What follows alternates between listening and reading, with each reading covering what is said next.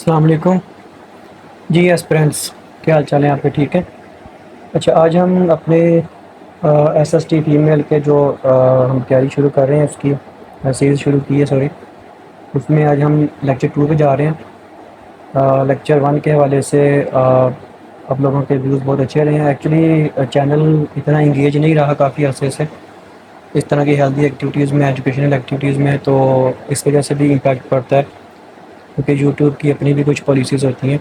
तो होपफुली इंशाल्लाह इसमें एक रेगुलर वे में जब जाएगा काम तो फिर से हम दोबारा से अपना चैनल जो है ना वो रिवाइव कर लेंगे।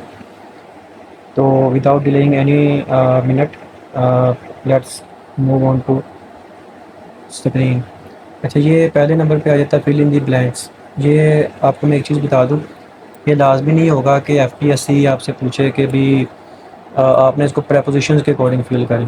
ठीक है, वो प्रेपोजिशन भी हो सकती है, वो कोई कोऑर्डिनेटिंग कंजंक्शन भी हो सकता है, वो कोई क्लॉज हो सकती है, वो कोई फ्रेज हो सकता है, वो कुछ भी हो सकता है, नाउन प्रोनाउन किसी भी बारे में जो हो सकती है। Just fill in the blanks में पूछेंगे। हाँ, इसके अलावा कोई बनाएंगे जैसे सिनोनिम्स एंटोनिम्स होते हैं तो फिर वो उसको साथ मेंशन कर देंगे, या सिनोनिम लिख देंगे या उसके ऑपोजिट या उसके सिमिलर जो है ना उस तरह करके लिख देंगे। तो सबसे पहला जो है ना वो आ रहा है, he pleads for sanity in a dash world. सबसे पहले अंडरस्टैंड करें सैनिटी को। सैनिटी लफ्ज़ निकला सेन से। सेन कहते हैं किसी अक्लमंद इंसान को, ठीक है, जो अपने होशो हवास में होता है। तो सैनिटी होती है अक्लमंदी। प्लेड्स कहते हैं इल्तिजा करना को, दरख्वास्त करना किसी के आगे आजाना जो है ना।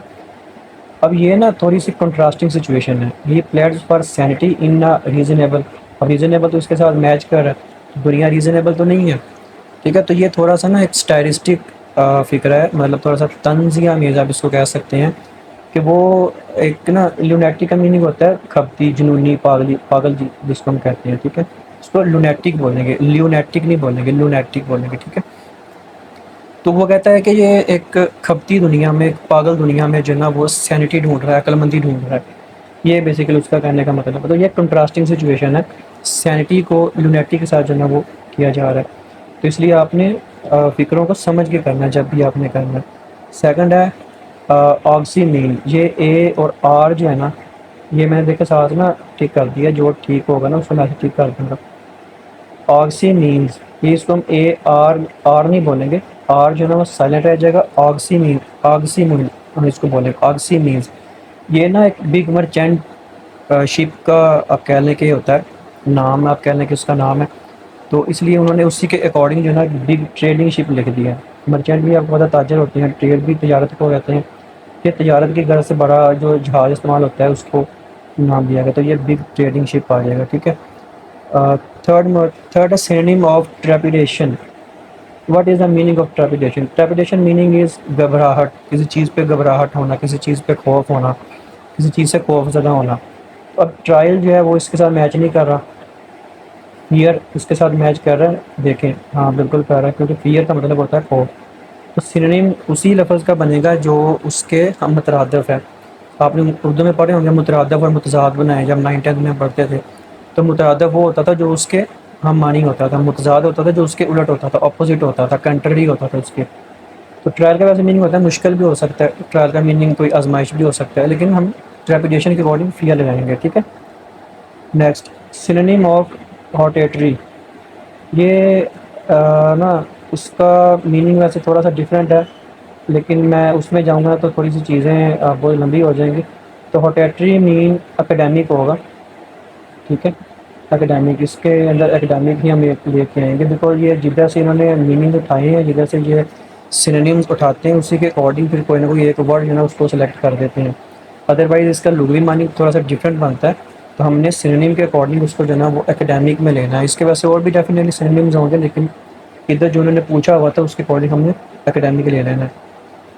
तो नेक्स्ट है, mister Jonathan is not home today. एक चीज़ समझ लीजिएगा, होम की अगर आप बात करेंगे ना उसके साथ अगर आप एट नहीं भी लगाएंगे ना तो इस वो फिक्र गलत नहीं होगा। Mister Jonathan is not home today, it's mean कि ये गलत नहीं है। Mister Jonathan is not at home भी लगाते ना फिर भी ठीक था, एट के बगैर गया होम फिर भी ठीक है। हाँ, अगर आप किसी स्कूल की बात कर रहे हैं, ही इज़ स्कूल फिर गलत है। ठीक है, ही इज़ ऑफिस वो गलत है। ही इज़ एट ऑफिस लगाएंगे, ही इज़ एट स्कूल लगाएंगे, तो फिर हम एट ना दरअसल एक डायरेक्शन बता रहा होता है, तो उसके अकॉर्डिंग जो है ना वो हम फिर इसको करेंगे। लेकिन होम में अगर आप एड नहीं भी लगाते ना तो वो चल जाता है। तो mister Jonathan is not home today, मतलब मिस्टर जोनाथन जो है वो आज घर पे नहीं है। तो फिर नीचे दो ऑप्शन दिए हैं। अब देखें ये थोड़ा सा डिफरेंट क्वेश्चन आ गया। आई सजेस्ट है एक, और एक है आई वांट का मुझे आ जाएगा कि मैं चाहता हूँ, यू आपसे कि ट्राई कॉलिंग हिम टुमारो, मैं चाहता हूँ भी मैं क्यों चाहूँगा। ठीक है, थोड़ी सी सेंसिबल वे में काम करना है, ये फिक्र थोड़ा सा आपके सेंसस को झंझोड़ रहा है कि मिस्टर जोनाथन आज घर नहीं है, तो मैं तो आपको कुछ चीज़ सजेस्ट कर सकता हूँ ना कि यही भाई, या तो आप कल आ जाइएगा या आप उनको कल जो है ना वो कॉल कर लीजिएगा। ऐसे कहते हैं आपके घर में आपके पापा से कोई मिलने आया, आपके आप कहते हैं कि यार वो अंकल हैं जो भी है वो दूसरी सिटी में गए हुए हैं, मैं तो ये कहता हूँ कि आप ना कल आ जाइएगा, या मैं ये कहता हूँ कि आप ना उनको कल कॉल कर लीजिएगा, आज वो ज़रा काम में बिजी होंगे, तो सजेस्चन उसमें आ जाएगा। ठीक है, एक वर्ड है ये आई सजेस्ट, तो ये आई सजेस्ट जो है ना ये इसका ठीक वर्ड बनेगा। सजेस्ट तक ठीक है, अगर हम इसको आई ओ एन आगे लगा देंगे ना तो फिर ये सजेशन नहीं बनेगा, मोस्टली लोग इसको गलत प्रोनाउंस करते हैं, यह सजेस्चन बनेगा। सजेस्चन जैसे कोई फिक्रा जो है ना, कोई वर्ड जो है वो एंड पे उसके S T I O N आता है ना, तो वो शन की आवाज़ नहीं देगा, वो चन की आवाज़ देगा। जैसे क्वेश्चन पेपर अगर आप बोलें, क्वेश्चन बोलते हैं आप, क्वेश्चन नहीं बोलते आप। तो इसी तरह सजेस्चन बोलेंगे, सजेस्ट तक ठीक है आप टी बोलेंगे, लेकिन अगर आगे आई ओ एन है तो फिर आप सजेस्चन बोलेंगे। इसी तरह जिसके दरमियान में एस नहीं आएगा, अगर एस के बगैर टी आई ओ एन आएगा, वो फिर शन की बात देगा, जैसे नेशन। ठीक है, या कॉम्बिनेशन, इस तरह करके। तो नेक्स्ट जो है ना वो बढ़ते हैं। नेक्स्ट कौन सा है, नेक्स्ट है J I T was form to investigate the case, what is J I T in grammar. मैं थोड़ा सा इसको शॉर्ट कर दिया, उन्होंने इससे लिखा हुआ था। तो ये ना हमने दो नीचे दिए हुए हैं कि ये एब्स्ट्रैक्ट नाउन है, ये हमने कल पढ़ लिया था पहले लेक्चर में कि एब्स्ट्रैक्ट नाउन और मटेरियल नाउन क्या होता है। कलेक्टिव नाउन हमने नहीं पढ़ा था।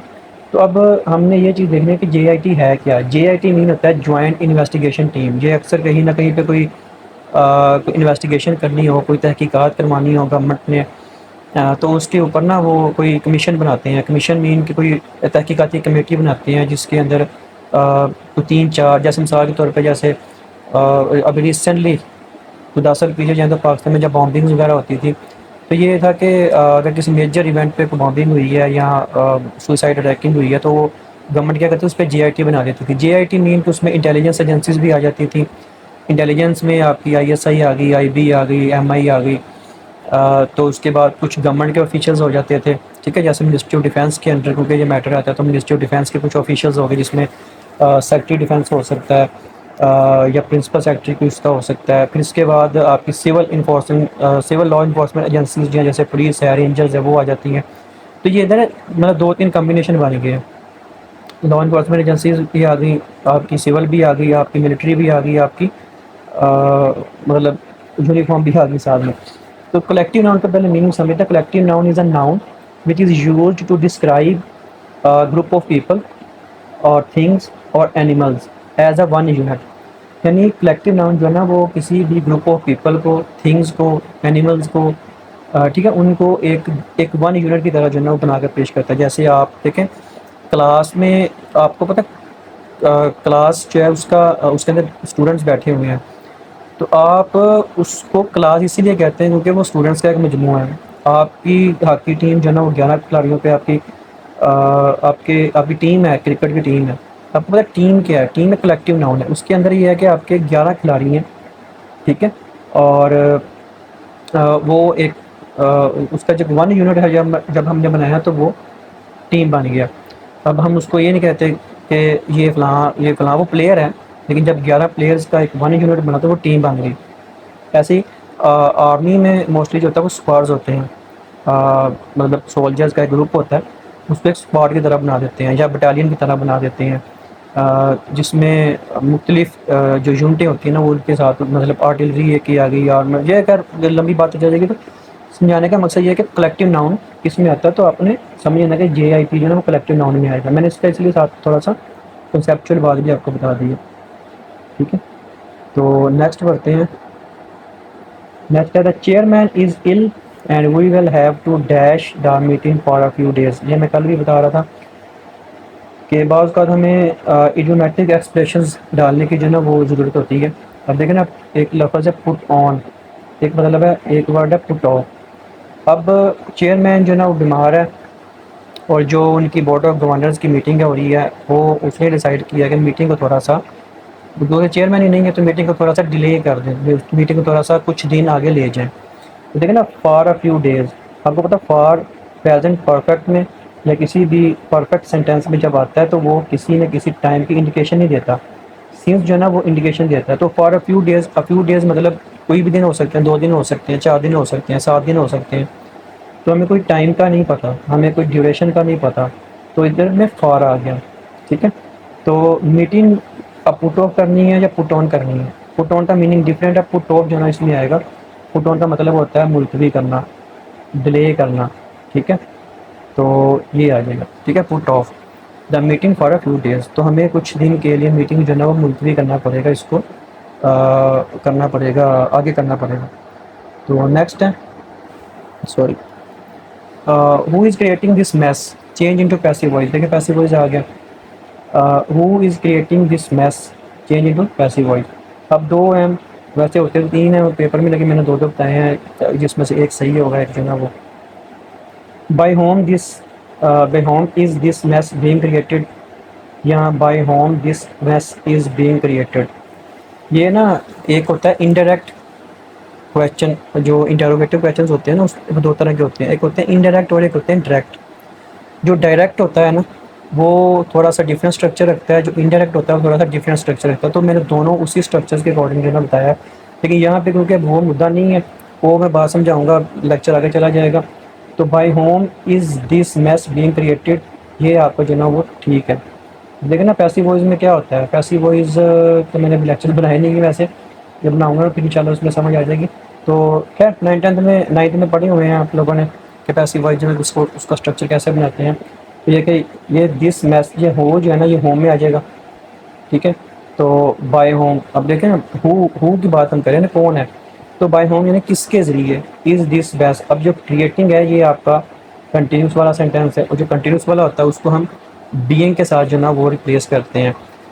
तो is this mess being created यानी किसके ज़रिए या किन के ज़रिए जो है ना ये मैस, या ये मैस का मतलब वो नहीं होता जो फौजियों की मैस होती है, मैस और भी होता है। ठीक है, वर्ड यानी कोई किसी भी आप नेगेटिव इम्पैक्ट में इसको ले सकते हैं। ठीक है, तो यानी किसने ये मैसेज जो है ना वो क्रिएट किया है। कर इसके कॉन्सेप्ट मज़ीद जो है ना वो जब हम इनको डिटेल्स में पढ़ेंगे पर फिर समझेंगे। अभी हमने लेक्चर के अकॉर्डिंग उसको समझना जो उसके मेन पॉइंट्स होते हैं। ठीक है, तो नेक्स्ट है, sorry, Saqlain often dash late at night.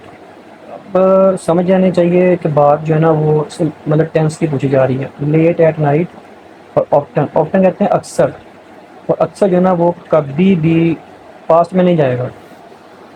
ठीक है, वो हमेशा, जैसे आप अक्सर देखते होंगे कि यार मैंने उसको ना अक्सर जो है ना वो इधर ही देखा है, बात आप हाल की कर रहे हैं, या मैंने अक्सर अक्सर बेशतर उसको ये काम करते जो है ना वो देखा है। मतलब आप किसी की को माजी की बात भी करो वो हाल में ही कर रहे हो।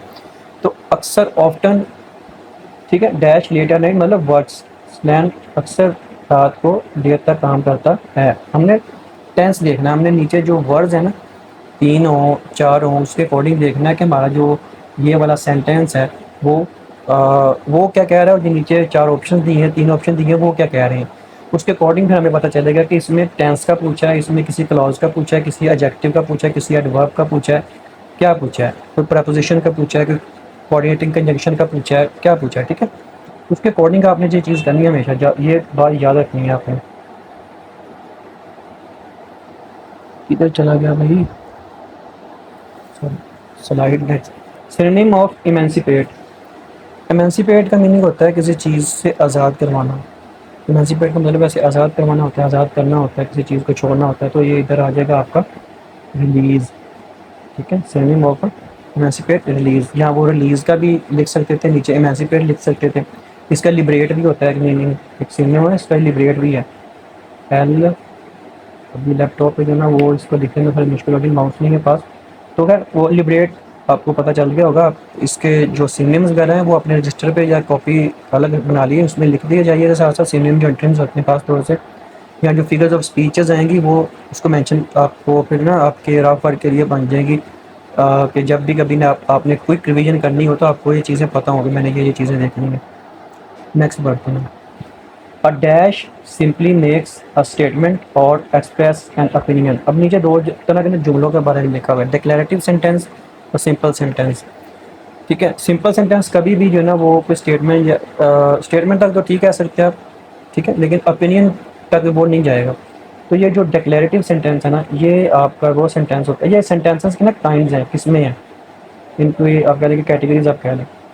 तो ये डिक्लेरेटिव सेंटेंस होता है जो किसी स्टेटमेंट को या किसी ओपिनियन को बयान करता है। नेक्स्ट आपका है the ship is bound dash the USA.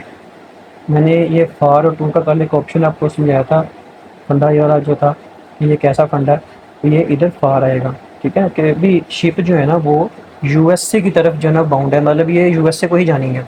जिसका मतलब मैं सिंपल लफ्ज़ों में समझाऊँ कि भाई ये शिप जो है ना ये यूएसए को ही जानी है, यूएसए की तरफ जानी है, यूएसए के लिए जानी है, कुछ भी कह लें, लेकिन ये है कि ये बाउंड है, इसको जो ना बाउंड कर दिया गया कि ये इसने यूएसए या इसको यूएसए के लिए या उसके किसी काम के लिए या उसकी किसी अथॉरिटीज़ के लिए किसी भी वो, लेकिन वो हमें नहीं बताया गया, लेकिन बात ये है कि इसको यूएसए के लिए बाउंड कर दिया गया है इस शिप को। ठीक है, तो इसलिए फॉर आएगा इधर।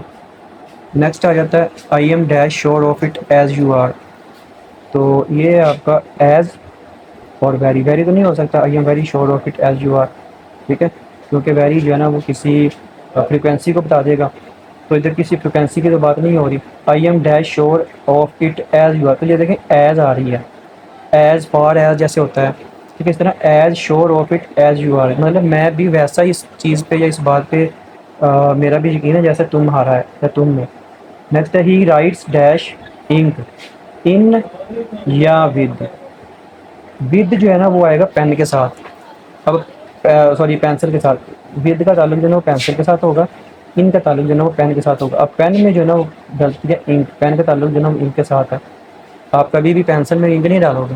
ठीक है, पेंसिल जो है ना वो आपकी जो उसके अंदर जो भी वो सिक्का होता है वो मतलब प्री मैन्युफैक्चर्ड होता है, जबकि जो पेन होता है उसमें आपने स्याही डालनी है, इंक डालनी है। तो he writes dash ink, ink जब बात आ जाएगी तो फिर आप उसमें इन लिखेंगे। ठीक है, उसमें क्योंकि लिखने में इंक यूज़ हो रही है, विद जो है वो पेंसिल के साथ आएगा, ये आपने समझना है। Next, Natasha is afraid dash spiders from से ऑफ का के की, इस तरह की आवाज़ देता है आपको पता है। ठीक है, तो Natasha is afraid from spiders नहीं, ऑफ स्पाइडर्स। ठीक है, ऑफ कब लगेगा, जब आप किसी की कोई बीमारी का भी बताओगे ना, जैसे ही हैज़ या ही डाइड ऑफ, इस तरह करके मतलब वो फलां बीमारी से मरा, तो इस तरह उधर भी ऑफ आएगा। ठीक है, तो इधर भी अफ्रेड के साथ हमेशा ऑफ ही लगता है, ऑफ अफ्रेड ऑफ स्पाइडर्स। ठीक है, तो नेक्स्ट आ जाएगा आपका it cantt B Sheena because she cares dash the environment very much. इससे पीछे ना एक थोड़ी सी लिखी हुई थी उन्होंने स्टेटमेंट कि ये कूड़ा कर या सॉरी गार्बेज के बारे में था थोड़ा सा, क्योंकि किसने डाला, तो उसमें ना उन्होंने शीना का नाम डाला है कि it can not be Sheena, कि ये शीना नहीं हो सकती बिकॉज क्योंकि शी केयर्स वो ख्याल करती है द इन्वायरमेंट वेरी मच, मतलब वो इन्वायरमेंट का बहुत अच्छे से ख्याल रखती है। सॉरी मैं इसको बता दूँ ये इसका ऑफ है। ठीक है, इधर आ जाएगा it cantt B Sheena because she cares of नहीं आएगा, she cares of the environment, इधर आएगा शी केयर्स अबाउट, क्योंकि इन्वायरमेंट जो है ना उसके बारे में है। ऑफ और पर्सपेक्टिव में आएगा, अबाउट उसके बारे में आ जाएगा। जैसे मैं कहूँ कि I have to talk you about my son, मतलब एक बच्चा है स्कूल में पढ़ रहा है, तो उसके वालिद जो है ना स्कूल प्रिंसिपल से मिलता है, तो वो कहता है कि I have come here to discuss something about my child, या अगर दो बच्चे हैं तो अबाउट माई चिल्ड्रन, या they study about their study. ठीक है, कि मैं उनकी स्टडी के मतलब या उनकी स्टडी के बारे में। तो इन्वायरमेंट वेरी मच इधर मैं it cantt B Sheena because she cares about the environment very much, क्योंकि वो इन्वायरमेंट के मतलब बहुत ख्याल रखती है। ठीक है, तो आई होप तो next, a person who tends to see the worst aspect of things, यानी वो बंदा जो चीज़ों को हमेशा नेगेटिव नज़र से देखता है, बुरे नज़रिए से देखता है। तो जो तो मेरे स्टूडेंट्स एम इंग्लिश में मुझसे पढ़े हैं, उसमें आप लोगों ने ग्लीवर्स ट्रैवल का एक चैप्टर पढ़ा होगा प्रोज में। उसमें हमने उसका जो फोर्थ वही था जिसमें याहूज़ और हॉर्नम्स का जिक्र था, उसमें हमने उसके बारे में पढ़ा था कि उसका जो पर्सपेक्टिव था, एक तरफ से एक के बारे में जो है ना वो ऑप्टिमिस्टिक था, एक के बारे में जो है ना वो पैसिमिस्टिक था। अगर आप लोग कमेंट करेंगे कि किसके बारे में ऑप्टिमिस्ट था, मतलब याहूज़ के बारे में था या हॉर्नम्स के बारे में था, इनमें से किसके बारे में ऑप्टिमिस्ट था और किसके बारे में पैसिमिस्ट था, तो मुझे खुशी होगी। सेकेंडली ये कि अब इसमें आपने बताना है कि ऑप्टिमिस्ट है या पैसिमिस्ट है, ठीक है। खैर वो आप अपने तौर पे बताएंगे बाद में, लेकिन मैं बता देता बिकॉज मेरा जो है ना वो लेक्चर भी लंबा हो जाएगा। तो ये ऑप्टिमिस्ट नहीं आएगा। ऑप्टिमिस्ट हमेशा जो है ना वो पॉजिटिव साइड देखता है। ऑप्टिमिस्टिक जो पर्सन होता है ना वो हमेशा पॉजिटिव साइड देखता भी है और पॉजिटिव साइड की तरफ लोगों को इनकरेज भी करता है, अर्ज भी करता है उनको। पैसिमिस्ट बंदा जो होता है वो ऐसा होता है, नेगेटिव, हर चीज़ में नेगेटिविटी, हर चीज़ में नेगेटिविटी, ठीक है। ये पैसिमिस्टिक सोच होती है उसकी, कि वो हर चीज़ में जो ना बुराई ढूंढता है, इस तरह से आप कह लें। Second, the baby cried for food, this sentence can be defined as. अब देखें, the baby cried for food, ये सिंपल सेंटेंस है या कॉम्प्लेक्स सेंटेंस है? ये कॉम्प्लेक्स नहीं हो सकता, ठीक है, इतना देर मैं आपको बता दूं। सिंपल सेंटेंस है क्योंकि ये सिंपल स्टेटमेंट बता रहा है। सिंपल स्टेटमेंट क्या है कि बेबी है, सब्जेक्ट है, ठीक है, क्राइड, क्राइड है, ठीक है, क्राई की सेकंड फॉर्म लगी हुई है, फॉर फूड, इधर ये ऑब्जेक्ट भी है। तो जो सिंपल सेंटेंस होता है वो यही तीन चीज़ें रखते हैं, आपका सब्जेक्ट, वर्ब और ऑब्जेक्ट। तो ये सिंपल सेंटेंस है, ठीक है, कॉम्प्लेक्स नहीं है। कंपाउंड सेंटेंस इस तरह में होता है कि अगर इसमें एंड या बट लगा होता, the baby cried for food and mother, या हिज मदर फीड हर, या फीड हिम, ठीक है। या उसके अकॉर्डिंग जो भी मतलब आगे क्लॉज लगी होती है ना, तो वो एंड या बट अगर उसमें आ जाता है तो फिर वो कंपाउंड बन जाता। तो लेकिन क्योंकि इसमें ऐसा नहीं है, सिंपल स्टेटमेंट है, तो सिंपल सेंटेंस हो गया। या मैं ना बहुत क्लॉकियल वे में आप बातें बता रहा होता हूँ। मैं वो जिन्होंने को आइल्स की है या जिन्होंने कोई बड़े बड़े कोर्स किए हैं, मैंने उस तरह के कोर्स नहीं किए। मेरी सिंपल नेचर है, मैं सिंपल नेचर में जो है ना वो चीज़ें बता रहा होता हूँ। देखो, एक बंदा पहले ही मतलब एक चीज़ के बारे में ना वो थोड़ा सा वीक है, आप उसके ऊपर और चढ़ाई करो कि भाई मैं तो बड़ा फन्ने खा हूँ, मैं तो ये जानता हूँ, मैं तो वो जानता हूँ। मैंने मोस्टली लोगों को देखा है, मैं उनका नाम नहीं ले रहा, ना किसी की कोई बुराई करना मेरा मकसद है। मतलब लोग आपके पास आते हैं, आप उनको उनकी मेंटालिटी के अकॉर्डिंग जो है ना वो ट्रीट करो। हिकमत यही सिखाती है कि जिसको जितना इल्म है उसके उसी के अकॉर्डिंग जो है ना बात करो। अब हम क्या कर रहे होते हैं कि हम लोगों ने कुछ चार जमातें पढ़ी होती हैं, जिस तरह पंजाबी में कहते हैं, तो फिर हम जो ना उसके ऊपर इंग्लिश का रोप झा रहे होते हैं। English is just a language, it is not a standard to measure someone, right? So chill यार, सिंपल वे में सीखें ताकि आप लोगों को चीज़ों की समझ आए। तो नेक्स्ट आ जाता है, ये इसका लास्ट क्वेश्चन है, a compound sentence must have a subordinate clause या डिपेंडेंट क्लॉज, ठीक है। तो यह कंपाउंड सेंटेंस होता है ना, वो अपने अंदर एक डिपेंडेंट क्लॉज लाएगा या सबऑर्डिनेट क्लॉज लाएगा। ये थोड़ा सा डाउटफुल है, ठीक है। इसमें जो है वो एक और भी ऑप्शन आता था और वो था वन वर्ब। वो मुझसे इधर लिखा नहीं गया, मैं उसको इधर लिख देता हूँ वैसे। तो ये इनमें से कोई भी नहीं है, ठीक है। जो कंपाउंड सेंटेंस होता है ना वो अपने अंदर लाजमी एक वर्ब रखेगा। कंपाउंड सेंटेंस जिसकी मैंने अभी ऊपर आपको एग्जांपल दी है, जो कोऑर्डिनेटिंग कंजंक्शन के साथ जुड़ा होगा, एंड हो गया या बट हो गया, ठीक है, उसके साथ जो जुड़ा होगा। जैसे मैंने ऊपर इससे पिछली स्लाइड में आपको एग्जांपल दी थी है, वो एग्जांपल दी थी बेबी क्राइड फॉर फूड, तो उसके अकॉर्डिंग फिर आपने उसको आगे बताना है, तो उसको कैसे बताएंगे। तो ये था जी आपका सेकंड लेक्चर। होपफुली आपको पसंद आएगा ये भी इंशाल्लाह। कहीं पे कोई चीज़ की समझ ना आए, मैं ओपनली कह रहा हूँ, तो मुझे कमेंट कर दिया कीजिए। बाकी ये स्लाइड्स में भी हमारा जो व्हाट्सएप ऑफिशियली चल रहा है उसका नंबर मेंशन होता है, हम उसको डिस्क्रिप्शन में भी दे देते हैं। पिछला जो लेक्चर हुआ करेगा मतलब 1 2 3 के अकॉर्डिंग, वो पिछले लेक्चर्स को भी उसी के अकॉर्डिंग हम डिस्क्रिप्शन में उनके लिंक जो है ना वो देते जाया करेंगे, ताकि आप लोगों ने जो पिछले लेक्चर मिस किए हैं या जो न्यू कमर्स हैं, हमारे न्यू सब्सक्राइबर्स जो हैं बच्चे, वो उनको उधर से देख लें, उनको ढूंढना ना पड़े। तो वीडियो अच्छी लगी हो तो लाइक कीजिएगा, दोस्तों के साथ शेयर कीजिएगा जो कैरी कर रहे हैं। चैनल को लाजमी सब्सक्राइब करके बेल आइकन दबा दीजिएगा, ठीक है।